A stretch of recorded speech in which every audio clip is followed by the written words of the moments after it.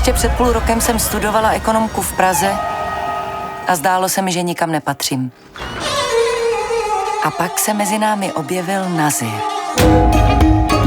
Věděla jsem hned, že je to chlap mýho života. Hodí na tebe burku a zamkne tě doma, abys mu rodila děti. Všichni mě varovali. Nevíš, do čeho jdeš?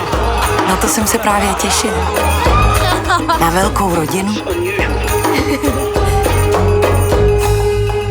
Trápilo nás to oba, ale já se cítila provinile.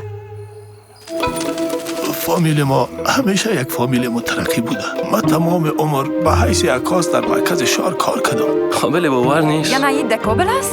برات کار یافته. میخواین که برای ما کار کنی. کدام مساز برای زنا. بچه‌م سر سرک یافتهش. میگن اولاد داشتن نمیتونی. فکر کردم روسیست؟ چیکیست؟ از اروپا.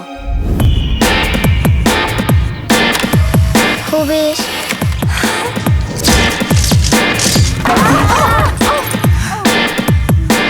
دفعه اولتان است که میبینی.